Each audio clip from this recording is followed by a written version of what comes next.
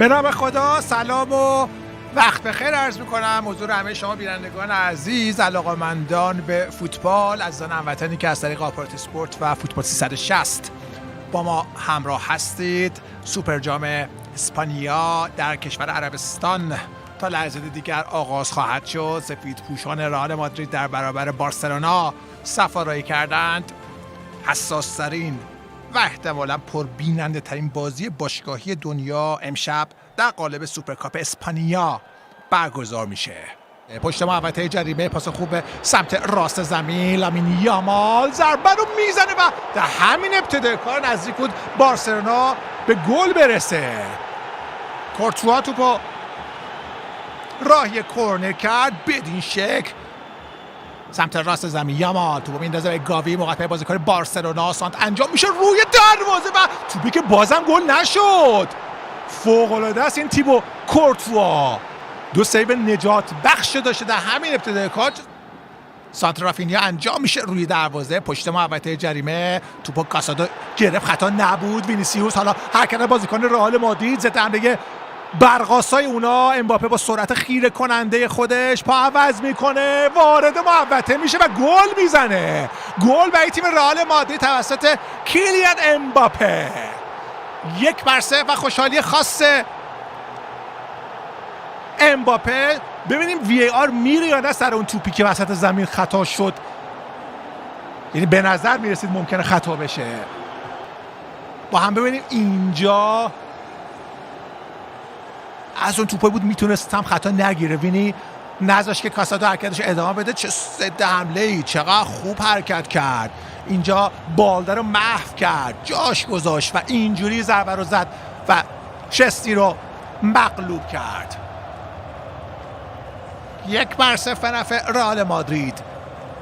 خبر از وی آر هم مثل که نیست اصلا، چون صحنه جوری نبود که بخواد خطا بگیره و نگرفت. کار دنبال میشه. فعلا 10 نفره داره بازی میکنه تیم رئال مادرید. سانت انجام میشه روی دروازه. رافینیا توپش مماس به تیر عمودی به بیرون رفت.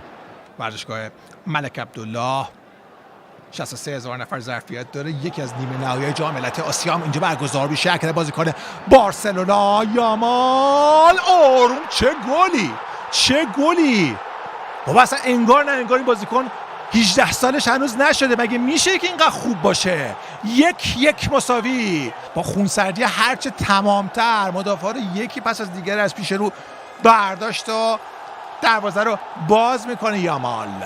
با هم نگاه کنیم. کونده اینجا پاس داد. لوا فوق العاده کاشت توپو برای یامال. یک حرکت در عرض و خیلی خوشگل توپو گوشه دروازه قرار داد یامال تا حساب کار 1-1 مساوی بشه. فوق‌العاده کار کردی بازیکن 17 ساله و دروازه کورتوا رو که ناامیدانه مسیر توپو دنبال میکرد باز میشه. سانت انجام میشه روی دروازه، یه ضربه سر و توپی که نزدیک بود با کمک شستی در اون دروازه قرار بگیره. چه شانسی آورد. ضربه شوامنی رو داشت خودش در اون دروازه قرار میداد. ژول کنده سانتش انجام میده دروازه، توپ به دست خورد. و ببینیم تاثیر داور چیست. کار دنبال میشه.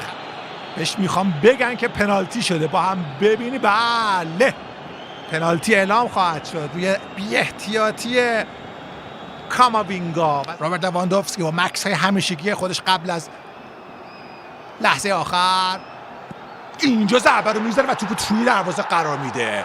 2-1 برای تیم بارسلونا. لواندوفسکی حساب کار رو 2-1 میکنه. برد 2-1 بارسلونا تا اینجای کار. این بار هم مکس نکرده. قبلا همیشه یه مکس میکرد. اینجا بلا فاصله رفت و ضربه رو بعد گوشه دروازه قرار داد. ضربه بلند از کورتوا که آراخو روی تو بستر گذاشت. پاس بلند روی دروازه. چه سری زد رافینیا. فصل درخشان خودش رو ادامه میده رافینیا. 3-1 برای تیم بارسلونا. خط دفاعی آسیب پذیر تیم رئال مادرید پاشنه آشیلشون شده در این دقایق. آدامسو تندتر میجوه، ابروهاش بالاتر رفته. کارلتو و رافینیا فصل فوق‌العاده خودش رو تکمیل میکنه. چه پاس گلی از کونده. و چه ضربه سری رو زد، مسلط روی هوا. این بار دیگه نتونست بگیره توپو، قبلیه رو گرفت، اینجا دیگه نشد کاری بکنه کورتوا. رافینیا حساب کار 3-1 میکنه برای تیم بارسلونا. حالا میبرن به سمت چپ، بالده وارد محوطه میشه و ضربش از زاویه بسته میزنه و کورتوا بازم هنر خودش رو نشون میده. یه بار خاطره بد دارن رئالیا از اینکه زود زد سوت پایان بازی رو. حرکت از رافینیا، عالی کار میکنن، بالده و این هم گل چهارم. گل چهارم برای تیم بارسلونا توسط بالده زده میشه. چه فوتبالی، چه فوتبالی.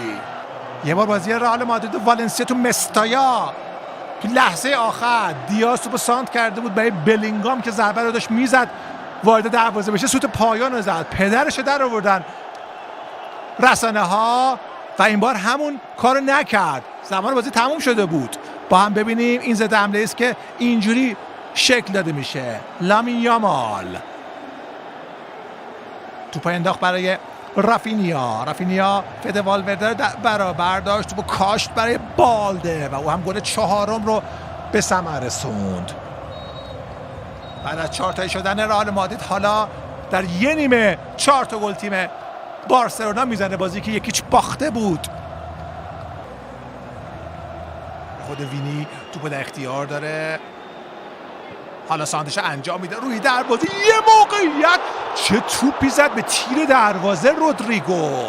فوق‌العاده بود حرکت بازیکن رئال مادرید، میتونستن برگردن به بازی. حالا خطر رو یه جورایی احساس میکنه بارسا که همه چی تموم نشده و حالا ضد حمله رو ببینید. موقع به بازیکن بارسلونا، رافینیا وارد محوطه میشه تو سر توپش و این هم گل پنجم. گل پنجم برای تیم بارسلونا. چه فوتبالیه، چقدر قشنگ این بازی. رافینیا حساب کار رو 5-1 میکنه. واقعا این فوتبال هم خیلی بیرحمه. اونجا توپ خوشگل و دیدنی رودریگو خورد به تیر دروازه، همون توپ برگشت و رفت و تبدیل به گل شد و بازی به جای 4-2 حالا 5-1. یه بار دیگه با هم ببینیم فرار از تله آفساید، حرکتی که رافینیا انجام، چه تو سر توپ نازی زد، شامنی رو محو کرد و اینجوری دروازه کورتوا رو باز میکنه رافینیا. یه توپ روبای عالی از جود بلینگام موقع به بازیکن رئال مادرید، پاس فوق‌العاده تک به تک، خطا بگیره فکر کنم میتونه اخراجش بکنه. اینجا رو نگاه کنید، زد، خوبم زد پاشو. موقعیت مسلم گل، بیرون محوطه، پس اخراج. کارت قرمز برای وویچک شسنی. 10 نفره باید بازیکن تیم بارسلونا. ضربه آزاد زده میشه و گل. حساب کن 5-2 میشه. آیا یه بازگشت رویایی رو برای تیم رئال مادرید شاهد خواهیم بود؟ با هم نگاه کنیم چه ضربه رو زد. پنیا در اولین اکشن اول خودش ناکام میشه. رودریگو اینجا دروازه پنیا رو باز میکنه. این هم اگه گل رو خوب بود میگرفت توپو.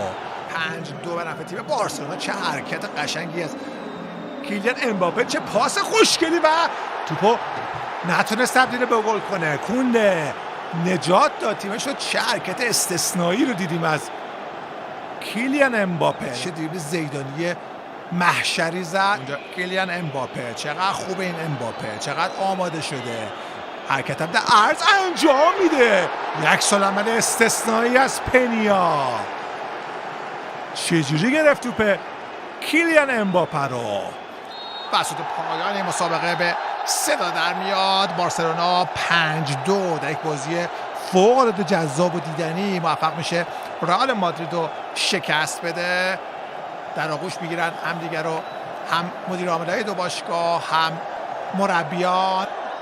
کارلو آنچلوتی باید فکری به حال تیمش بکنه. قطعا نیاز به تقویت داره تیم رئال مادرید. بازیکن تیم رئال مادرید میان و مدال‌های خودشون رو میگیرن. کلا هم همیشه تیمی که دوم میشه مدال گرفتن براش خیلی اتفاق خوشایندی نیست. هانسی فلیک به همراه سایر بازیکنان میان مدالشون گرفتند و مارک آندره تر اشتگن جام از عبدالعزیز فیصل وزیر ورزش عربستان و همچنین رافائل لوزان میگیره و تیم بارسلونا میشه گفت با شایستگی سوپر جام اسپانیا را از آن خودش میکنه. این 100مین جامیه که بارسلونا در تاریخ خودش به دست میاره. آرزو میکنم از تماشای مسابقه فوتبال شما عزیزان بیننده لذت برده باشید. این تصاویر قشنگ و شما تماشا بکنید. به اتفاق همه همکارم شما رو تا فوتبال بعد به خدای بزرگ و مناش برم. خیلی ممنون که از طریق فوتبال 360 و آپارات اسپورت با ما همراه بودید. شب تو بخیر و خدا نگهدار.